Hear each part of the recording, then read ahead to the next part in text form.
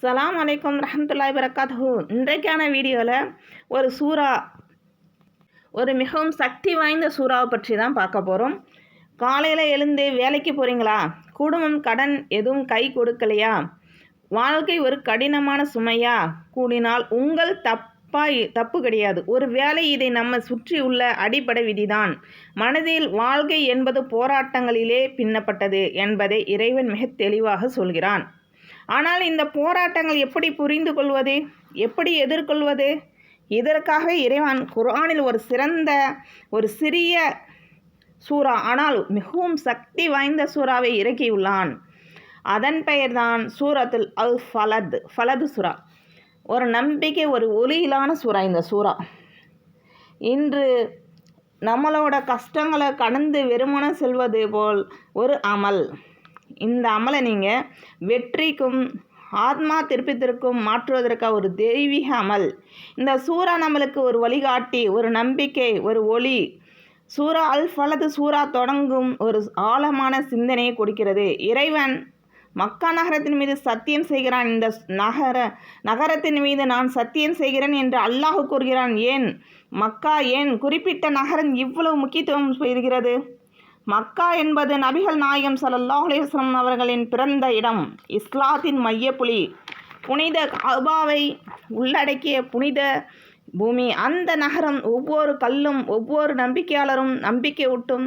நீ உன் சொந்த இடத்தில் கூட, மிகவும் பிடித்தமான இடத்தில் கூட சோதனைகள், கஷ்டங்களை சந்திக்க நேரிடலாம்.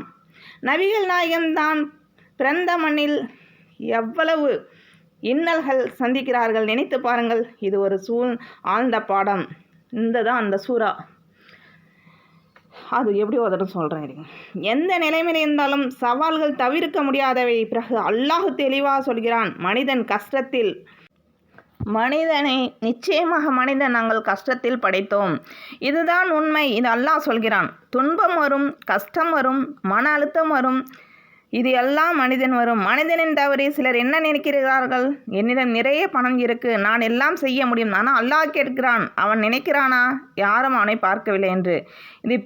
இது அல்லாஹ் எல்லாம் பார்க்கிறான். நம்முடைய செயல் எல்லாம் கணக்கில் இருக்குது. நம்மிடம் இருக்கும் நியாமத்துகள் அல்லாஹ் சொல்கிறான், நாங்கள் அவனுக்கு 2 கண்கள் கொடுத்தோம், 1 நாக்கு கொடுத்தோம், 2 உதடுகள் கொடுத்தோம். இது எல்லாம் என்ன? அல்லாஹ்வின் நிஹமத்துகள். ஆனால் நம்ம என்ன செய்கிறோம்? தவறாக பயன்படுத்துகிறோம். நல்ல வழியில் பயன்படுத்தணும். நல்ல வழினா அல்லாஹ் சொல்கிறான், அவன் கடினமான பாதையை ஏற முயற்சி செய்யவில்லையே, அந்த பாதை என்ன? ஏழைக்கு உதவி செய்வது, அடிமைகளை விடுவிப்பது, பசியானவர்களுக்கு உணவு கொடுப்பது, அனாதைகளை கவனிப்பது. இதுதான் ரியல் சக்சஸ். இறுதி ஈமானும் நல்ல செயல்களும் பொறுமையும் கருணையும். இதுதான் ஒரு முஸ்லிமான வாழ்க்கை. அன்பர்களே, நல்லடியார்களே, நாம் எல்லாம் இந்த உலகத்தில் சின்ன நேரம்தான். கஷ்டம் வந்தாலும் மனசை உடையாதீங்க. ஏன்னா அல்லாஹ் நம்மை சோதிக்கிறான், நம்மை உயர்த்துவான். இது எப்படி ஓதணுங்கன்னா, நிய்யத் வச்சது. யா அல்லாஹ், இந்த சூறாவை உன் மகிழ்ச்சியாக ஓதுகின்றேன் என்று மனதில் நினைச்சா போதும். ஓதுமுறை மெதுவாக அர்த்தம் நினைச்சு ஓதனேன். அந்த சூறா நான் கொஞ்சம் தமிழில் கொடுத்தேன், கொஞ்சம் அரபியில் கொடுத்துருக்கேன். நீங்கள் பல சூறா இருக்கும். மெதுவாக ஓதுங்க, அவசரம் வேண்டாம். ஒவ்வொரு ஆயத்தையும் ஃபீல் பண்ணி ஓதுங்க. லா உக்ஸிமு பிஹாதுல் பலத் லதக் அப்படியே சீராக ஓதுங்க, மீனிங்கோட. கஷ்டம் பற்றி வரும் ஆயத்துகள் நம்ம வாழ்க்கையோடு கனெக்ட் பண்ணி ஓதுங்க. அப்போ தான் மனசுக்கு அடையும்.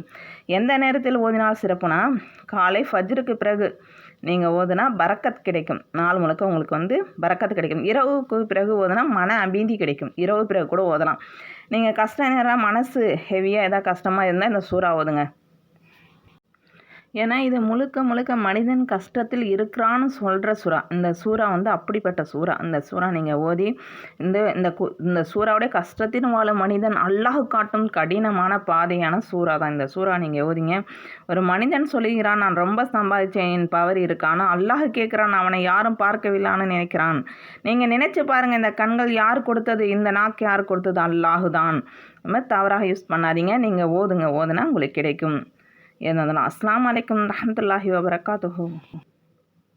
அன்புகளே, நம்ம வாழ்க்கை இன்னும் எவ்வளோ நாள் என்று இருக்கும்? நாளை இருக்க மாட்டோம். அல்லாஹ் நம்மை கஷ்டத்தின் போது தண்டனைக்காக நம்மை உயர்த்துவான். யா அல்லாஹ், எங்களுக்கு சபரு கொடு, நம்மை நேரான பாதையில் நடத்து, நம்ம கஷ்டத்தை நீ மன்னிப்பாயாக. அல்லாஹ், எங்கள் கடன் பிரச்சனை விட்டும், கஷ்டத்தை விட்டும், பலவித பிரச்சனை விட்டும் எல்லாருடைய துவாக்களையும் கபூல் செய்வாயாக. அஸ்ஸலாமு அலைக்கும் ரஹ்மத்துல்லாஹி.